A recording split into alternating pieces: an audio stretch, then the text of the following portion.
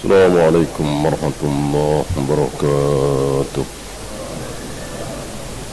إن الحمد لله نحمده ونستعينه ونستغفره ونعوذ بالله من شرور أنفسنا ومن سيئات أعمالنا. من يهده الله فلا مضل له ومن يضلل فلا هادي له. أشهد أن لا إله إلا الله وحده لا شريك له وأشهد أن محمدا عبده ورسوله وبعد. Kita sampai ucapan Al-Imam Ibnu Abil Iz ketika beliau menerangkan hakikat Islam yang sesungguhnya. Beliau mengatakan fadinul islami huwa ma syara'ahu Allahu li'ibadihi ala alsinati rusuli. Agama Islam adalah apapun yang disyariatkan oleh Allah. Berarti tahlilan bukan Islam, yasinan malam Jumat bukan Islam, maulid Nabi bukan Islam, perayaan Isra Mi'raj, nuzulul Quran, tahun baru Islam bukan Islam. Kenapa? Karena tidak disyariatkan oleh Allah. Kapan Allah mensyariatkan tahlilan, munudan, rajaban, salawat nariyah, salawat al-fatih, salawat tibul qulub, dan seterusnya. Kapan, di mana? Oleh karena itu dikatakan ala alsinati rusuli. Syariat yang Allah bikin itu muncul dari mana? Keluar dari mana? Dari lisan para nabi, para rasul. Kalau kita tentu Nabi Muhammad sallallahu alaihi wasallam. Kapan Nabi Muhammad, di mana Nabi Muhammad sallallahu alaihi wasallam mensyariatkan hal-hal tadi? Beliau tidak kenal. Apa itu salawat tibul qulub, salawat badar, salawat nariyah. Satu-satunya yang beliau syariatkan dan dikenal oleh para sahabat hanya salawat Ibrahim. Berarti bukan Islam, karena tidak disyariatkan oleh Allah, tidak disabdakan oleh Nabi SAW, tidak diamalkan, dicontohkan oleh para sahabat ridwanullah alaihim jami'an. Lihat saudara-saudara kita hari ini, Rasul dan para sahabat nggak dianggap. Seolah nggak ada harganya Rasul dan para sahabat di mata mereka. Rasul nggak pernah tahlilan. Emang, tapi apa salahnya? Kan nggak nganggap. Rasul nggak pernah munudan. Emang, tapi apa salahnya? Berarti kan nggak dianggap Nabi sallallahu alaihi wasallam. Beda dengan salafi ahlu sunnah. Nabi enggak contohkan, enggak mau. Iya.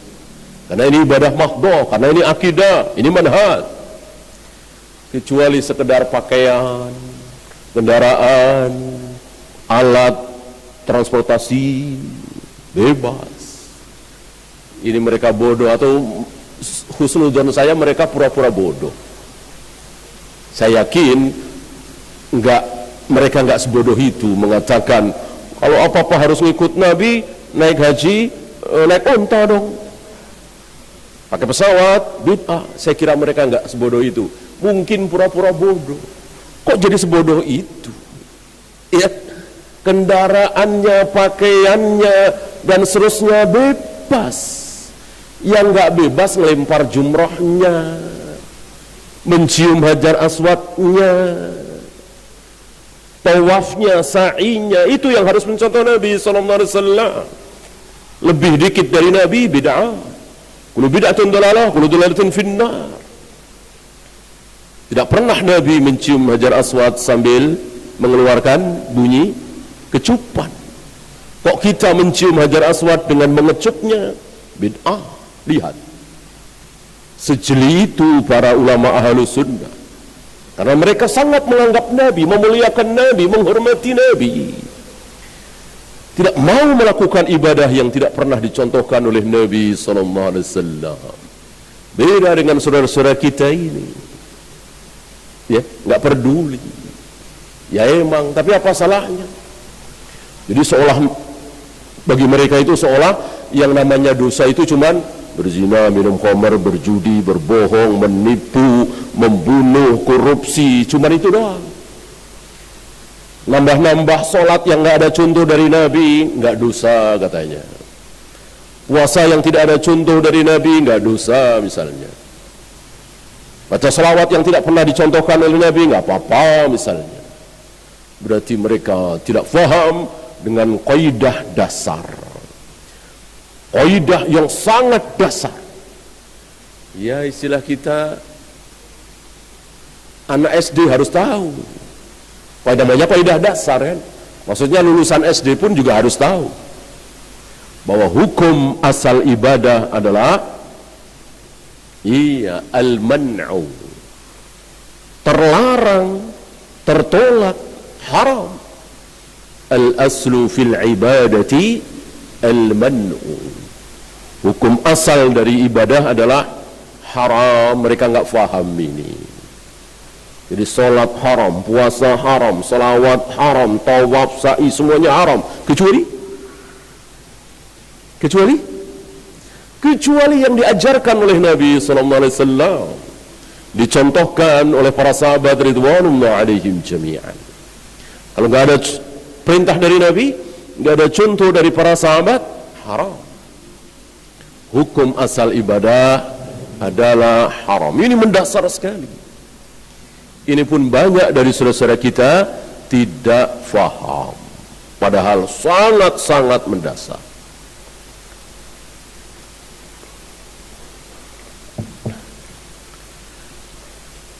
Ala al-sinati rusulih, syariat Allah itu keluar dari lisan para nabi, para rasul. Kalau kita, ya tentu Nabi Muhammad SAW, tentu ini harus digarisbawahi. Apa? Sahabat.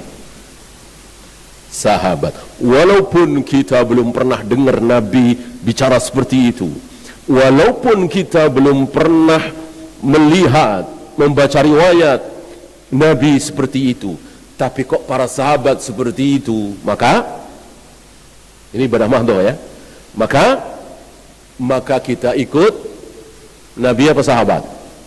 Sahabat. Kok begitu? Iya, ini para ulama jeli ya. Karena Nabi mengatakan alaikum, ini berangkat dari hadis Nabi ini ya, berangkat dari sabda Nabi alaihi salatu wassalam, alaikum bisunnati wa sunnatil khulafa'ir rasyidin al-mahdiyyin. Kalau kita tidak perlu peduli dengan apa kata sahabat, apa perbuatan sahabat, apa yang dilaksanakan oleh para sahabat, barangkali cukup Nabi mengatakan alaikum bisunnati, ikutilah sunnah-sunnahku, titik. Kenapa Nabi menambah wa sunnatil khulafa'ir rasyidin al-mahdiyyin, dan sunnah para sahabatku? Ini menunjukkan bahwa ketika tidak ada riwayat dari Nabi, tapi ada riwayat para sahabat, maka kita ikut sahabat. Kenapa? Tadi Nabi nyuruh kan? Yang nyuruh kita mengikuti sunnahnya para sahabat adalah beliau, dan ini tidak bertentangan. Nggak ada riwayat bukannya bertentangan. Apa contoh sederhananya? Contoh sederhananya adalah mencukur jenggot segenggam. Ada riwayat Nabi mencukur jenggot segenggam? Tidak ada. Ada riwayat Nabi memerintahkan, bersabda, cukurlah jenggot kalian ketika sudah sampai segenggam? Enggak ada. Ucapan nggak ada, perbuatan Nabi nggak ada. Maksudnya nggak ada riwayatnya. Yang ada riwayat dari minimal 3 orang sahabat. Abu Hurairah, Ibnu Umar, Anas bin Malik. 3 sahabat ini diriwayatkan mencukur jenggot mereka setelah segenggam. Dan ingat, tidak ada bantahan dari sahabat yang lain. Tidak ada, kan tidak mungkin 3 orang sahabat besar ini mencukur jenggot, nggak ada yang tahu, nggak mungkin. Pasti banyak yang tahu. Orang kita aja tahu, Imam Bukhari, Muslim, Abu Daud, Nasai, Tirmidzi tahu, makanya meriwayatkan. Sahabat tentu lebih tahu lagi, kan sezaman, sama-sama di Madinah misalnya, sama-sama di Mekah misalnya. Ya. Nah, tapi seluruh sahabat yang tahu bahwa 3 orang sahabat ini mencukur jenggot segap, diam. Nggak ada yang protes. Ini menunjukkan bahwa para sahabat menyaksikan Nabi mencukur jenggot segenggam, hanya tidak meriwayatkan. Yang ada riwayat perbuatan Ibnu Umar tadi, Abu Hurairah tadi, Anas bin Malik tadi, gitu ya. Dan ini kan bukan cuma satu, masih ada beberapa lagi. Ya, yang mudah lah, salat tarawih berjamaah setiap malam di bulan Ramadan. Kan nggak ada contoh dari Nabi Sallallahu Alaihi Wasallam tiap malam, tarawih tiap malam. Yang ada kan dari para sahabat membukukan Al-Quran dalam satu mushaf.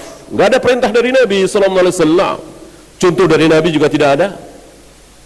Tapi para sahabat sepakat. Ya. Maka jangan salah faham dengan ucapan beliau. Pokoknya yang keluar dari lisan Nabi keliru kalau sampai di situ titik. Betul, tetapi secara riwayat Nabi tidak mensabdakan, tidak ada riwayat Nabi mensabdakan, tidak ada riwayat Nabi melakukan, tapi sebetulnya Nabi melakukan, sebetulnya Nabi mensabdakan, diriwayatkan oleh para sahabat dalam bentuk perbuatan. Paham ya? Ada yang melakukan sesuatu lalu mengatakan ini perintah Nabi kepadaku. Ada. Seperti Ali bin Abi Thalib. Ali bin Abi Thalib memerintahkan salah satu petugasnya ketika berangkat safar ke satu negeri. Ali bin Abi Thalib mengatakan, aku perintahkan engkau seperti Rasul memerintahkan aku. Apa?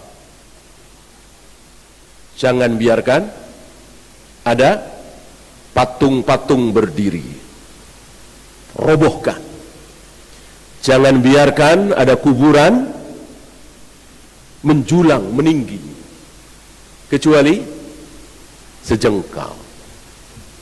Nah, Ali memerintahkan ini sambil mengatakan, Nabi, ini perintah Nabi kepadaku dulu.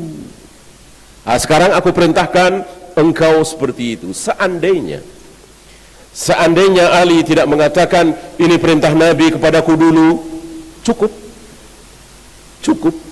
Kan nggak mungkin Ali bin Abi Thalib berbuat bid'ah, ngarang-ngarang sendiri, ya. Dan satu lagi, tidak ada bantahan dari para sahabat yang lain.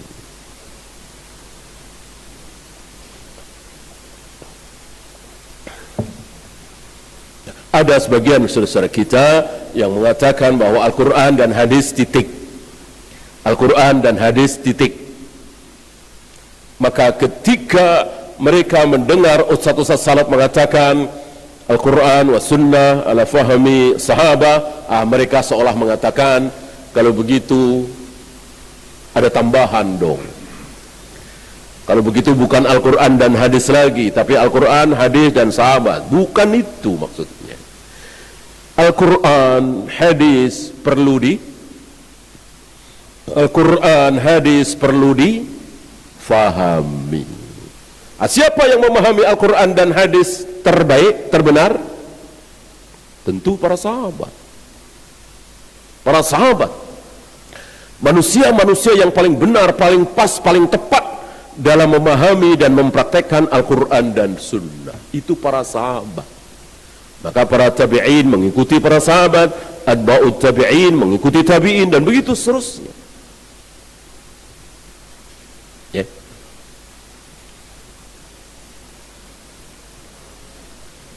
Kecuali ada perkecualian ini, kecuali perbuatan sahabat tersebut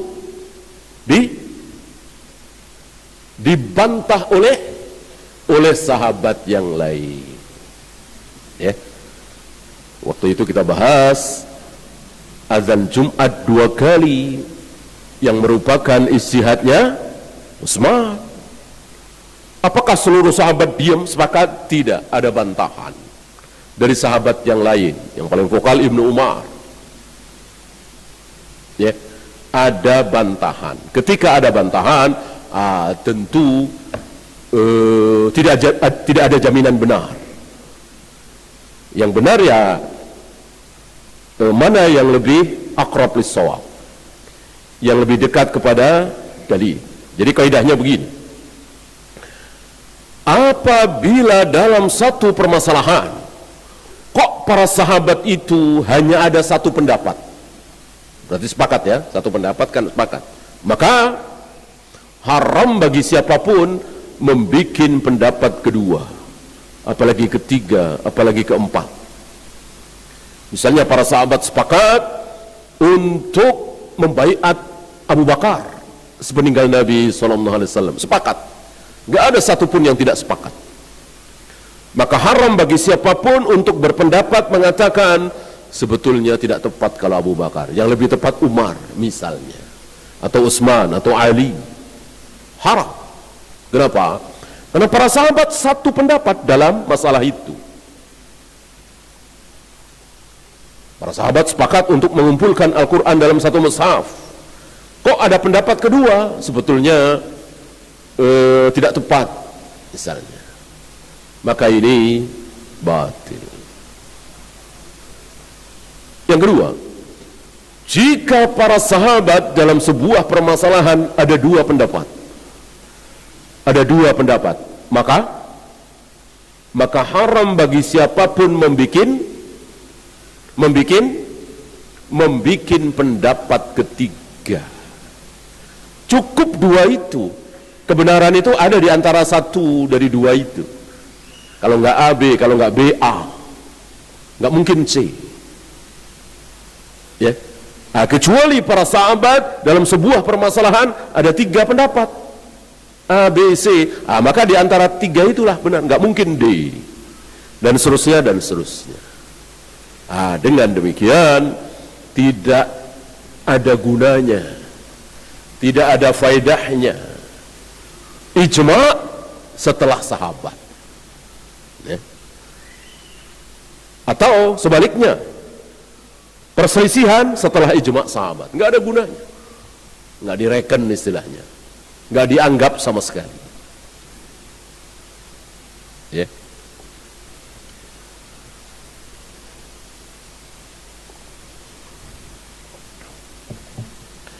Kemudian masih membicarakan tentang hakikat Islam itu apa.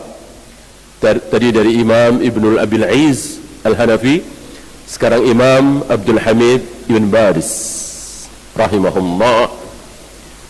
Al-Islamu innama huwa fi kitabillah. Islam adalah apapun yang ada di kitab Allah.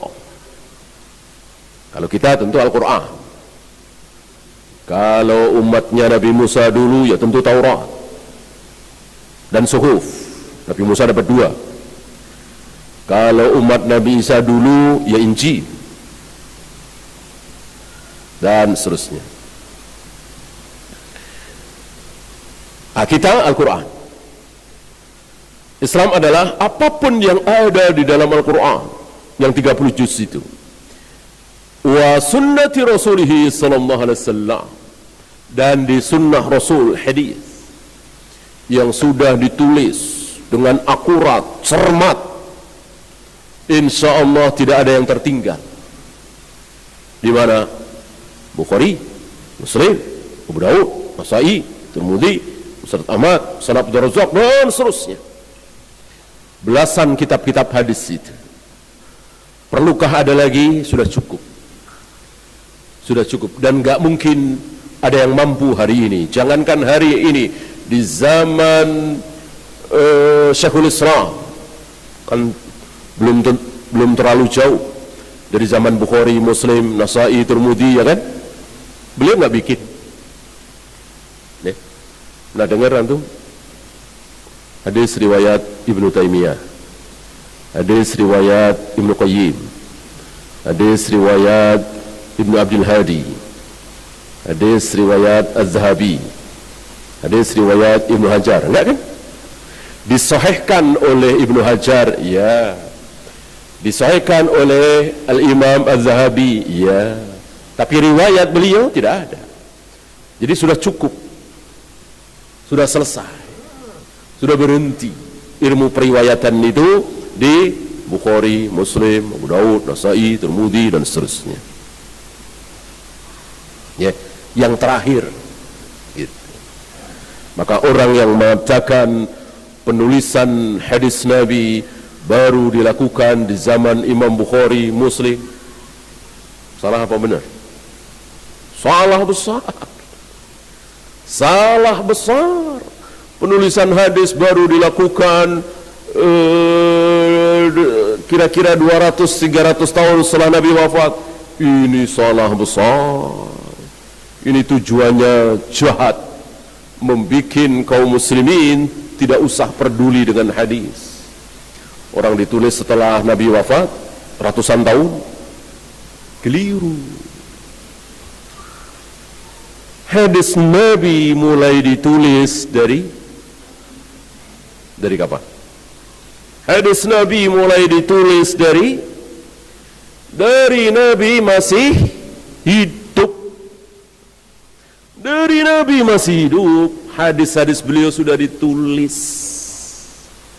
Sama siapa? Ali bin Abi Thalib, Abdullah bin Amr bin As, Zaid bin Sabit. Abu Hurairah mengatakan, hafidtu min Rasulillahi bi'a'in. Aku menghafal, mengumpulkan hadis-hadis Nabi itu 2 wi'a, 2 wadah. Yang satu wadah aku sampaikan, yang satu lagi tidak. Kalau aku sampaikan juga, laquti'at hadhil bulqum. Barangkali leherku sudah digorok orang karena ada sesuatu. Tidak ada yang lebih banyak meriwayatkan hadis daripada aku. Orang-orang muhajirin sibuk ke pasar, orang-orang ansar sibuk ke ladang pertanian. Aku tidak sibuk apa-apa, kata Abu Hurairah. Aku selalu menemani Nabi, dan aku mengumpulkan hadis-hadis Nabi, menghafal hadis-hadis Nabi. Gak ada yang lebih banyak mengumpulkan hadis daripada aku, kecuali, kata Abu Hurairah nih, kecuali Abdullah bin Amr bin As. Aku kalah. Kenapa? Karena dia bisa nulis, aku tidak. Lihat, berarti kan ditulis oleh Abdullah bin Amr bin As. Sabda-sabdanya ditulis. Sudah mulai. Ya.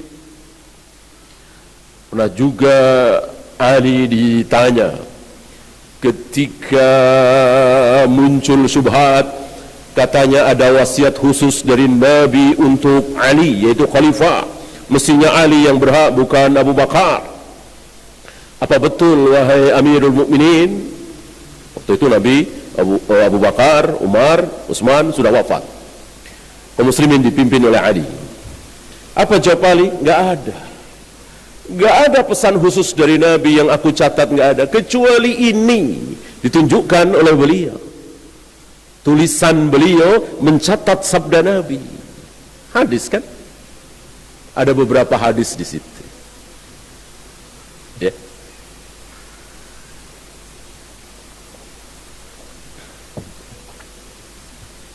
Pernah juga Nabi berkhutbah Nabi berkhutbah, didengarkan oleh para sahabat. Selesai khutbah, ada yang mengatakan, ya Rasul, mohon khutbahmu ditulis, akan aku bawa ke kampungku. Rupanya dia jauh, bukan orang Madinah.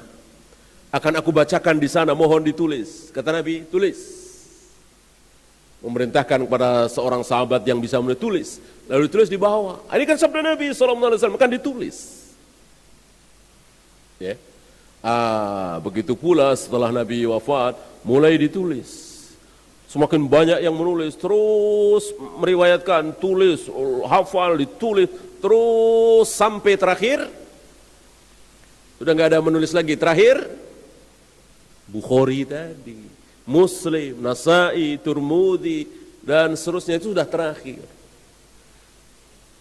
Ya, Bukhari tidak meriwayatkan hadis lagi kepada murid-muridnya, udah dibikin tulisan itu. Ya udah,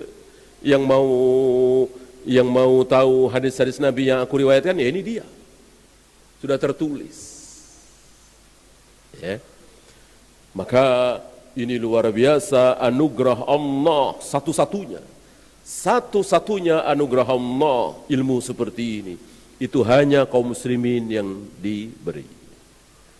Gak ada Yahudi, Nasrani, Buddha, Hindu, Konghucu, atau orang-orang umum belajar sejarah ada sanad? Gak ada, hanya Islam yang punya sanad. Mereka mengatakan Nabi Isa berkata, Yesus berkata, Siddhartha Gautama berkata. Pakai sanad? Enggak ada. Hanya Islam yang pakai sanad.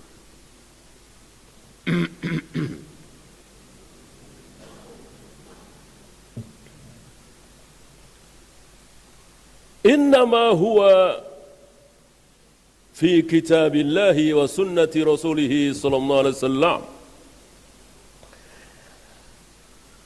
Islam adalah apa yang ada di kitab Al-Quran dan sunnah Nabi sallallahu alaihi wasallam, wa ma kana alaihi salafuha. Masih ada dan lagi. Tidak berhenti, pokoknya yang ada di Al-Quran dan sunnah Nabi, titik. Tidak, masih ada tambahan lagi. Wa ma kana alaihi salafuha. Pendahulu-pendahulu umat ini, apa yang diucapkan, apa yang diperbuat oleh pendahulu-pendahulu umat ini. Siapa pendahulu umat ini setelah Nabi? Tentu para sahabat. Apa kata para sahabat tentang sujud? Apa kata para sahabat tentang ruku, tentang melempar jumrah, tentang sa'i, tentang ini, tentang itu? Termasuk apa kata para sahabat tentang Ar-Rahmanu 'alal arsy istawa? Bahwa Allah bersemayam di atas arsy. Apa kata para sahabat? Apa kata para sahabat tentang Allah menciptakan Adam dengan kedua tangannya? Ma mana'aka anta sudah lima khalaqtu biyadayya. Allah menciptakan Adam dengan kedua tangannya. Kata para sahabat apa? Itu. Oh, kiasan gitu. Gak ada itu tangan Allah, masa Allah punya tangan jadi kayak kita dong. Begitu sahabat? Gak ada. Mulut para sahabat bersih, dijaga oleh Allah sehingga tidak mengucapkan kalimat-kalimat kotor itu. Itu kotor sekali. Masa Allah punya tangan dua jadi kayak kita dong. Ini kotor sekali mulut ini. Berarti menentang ayat dong. Oh, maksudnya bukan itu. Ini sok tahu. Berarti dia tahu maksud Allah. Lebih tahu dari para sahabat. Sahabat aja semuanya diam. Ketika sahabat mendengar Nabi bicara, Allah turun ke langit dunia setiap sepertiga malam. Allah kelak akan menempatkan betisnya. Allah akan menghentikan geraman jahanam dengan telapak kakinya. Allah membolak-balikkan hati manusia dengan dua jarinya. Sahabat diam semua. Mendengar Nabi berbicara seperti itu, para sahabat diam. Jangankan membahas, menolak, apa? Nanya saja enggak. Enggak ada riwayat. Ya Rasul, apa maksud Allah bersemayam di atas arsy? Enggak ada pertanyaan seperti itu. Ya Allah, betulkah Allah memiliki kedua tangan seperti kita ini? Enggak ada pertanyaan seperti itu, enggak ada. Orang udah jelas. Aku ciptakan Adam dengan kedua tanganku.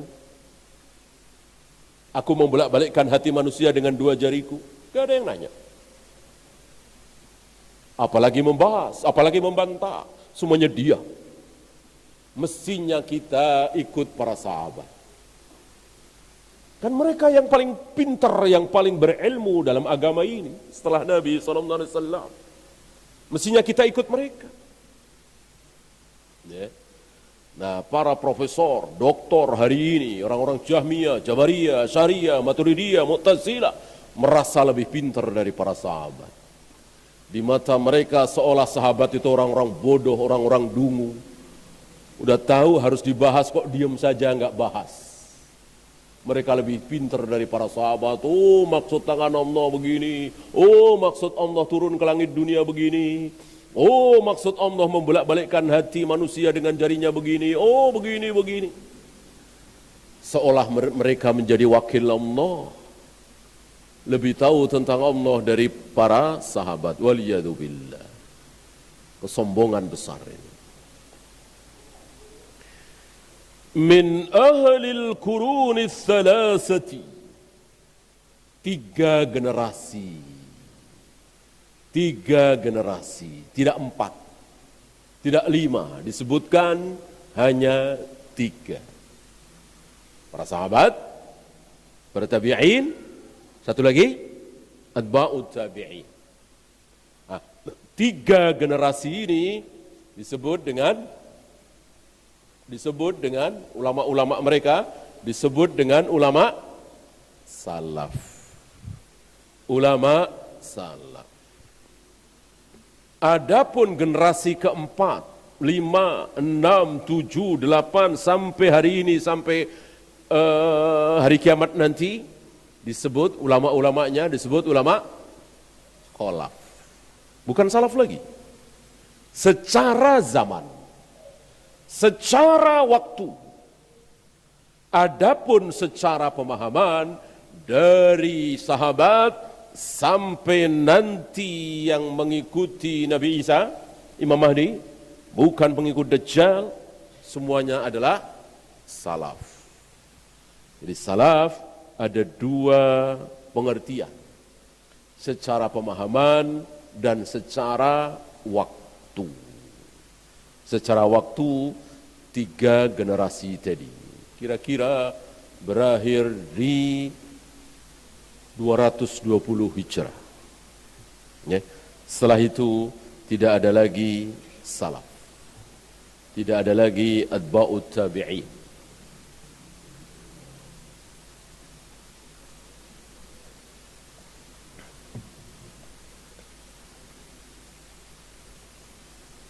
Al-mashhuri lahum bil khairiyati. Mereka disaksikan bahwa mereka adalah orang-orang baik. Yang menyaksikan siapa? Yang menyatakan bahwa mereka adalah generasi terbaik siapa? Ala lisanis sadiqil masduq. Yaitu orang yang lisannya selalu sadik. Masduq, orang yang sadik dan masduq. Sadik isim fa'il, masduq isim maf'ul. Apa? Selalu benar dan dibenarkan. Selalu benar dan dibenarkan. Ya. Siapa yang membenarkan beliau? Yang terbesar Allah. Ya. Kemudian para malaikat, para sahabat semuanya membenarkan beliau. Kecuali orang-orang kafir tentunya. Orang-orang kafir tidak ada yang membenarkan beliau.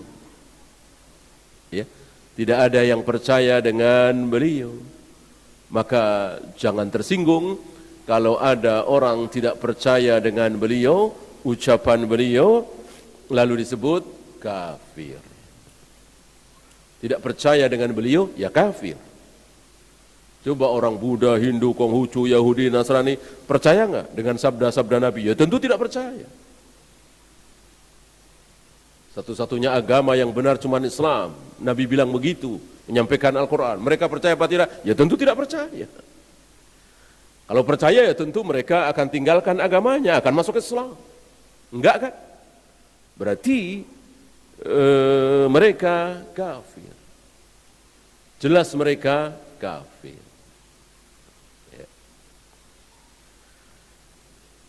Pernah kita bahas waktu itu bahwa masing-masing agama punya istilah sendiri-sendiri untuk orang-orang yang di luar agama mereka.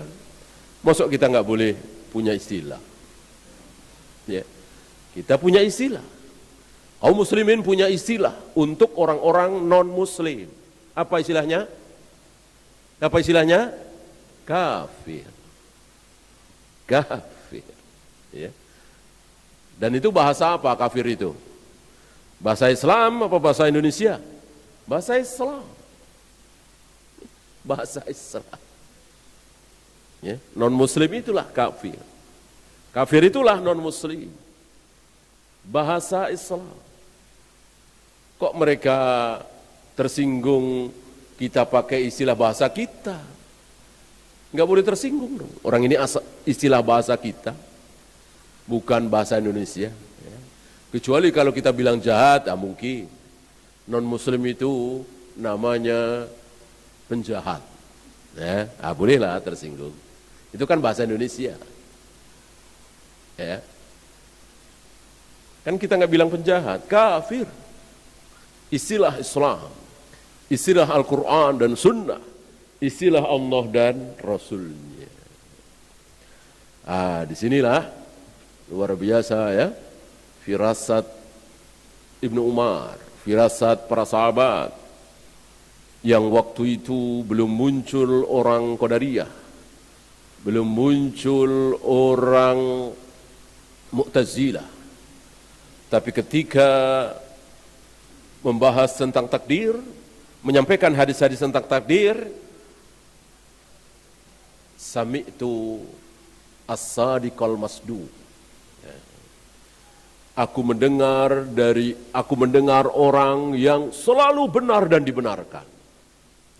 Jadi diawali dengan sesuatu yang luar biasa. Lalu hadisnya apa? Hadis tentang takdir. Bahwa seseorang itu sebelum lahir sudah ditentukan surga nerakanya. Beliau punya firasat bahwa hadis ini akan ditentang oleh sebagian kaum muslimin di akhir zaman. Betul. Enggak lama dari beliau menyampaikan hadis itu. Dan sepertinya sezaman kan. Munculnya Ma'bad al-Juhani, itu kan beliau masih hidup. Ibnu Umar masih hidup. Yang membawakan hadis Umar yang panjang itu. Iman, Islam, ihsan. Ya. Kalimat yang dibawakan oleh beliau bukan qala Rasulullah. Bukan sami'tu Rasulullah, tapi sami'tu as-sadiqal masduq. Wallahu. Ya, silakan azan dulu. Wassallallahu ala Muhammadin sallallahu alaihi wasallam. Akhiru da'wana alhamdulillah rabbil alamin.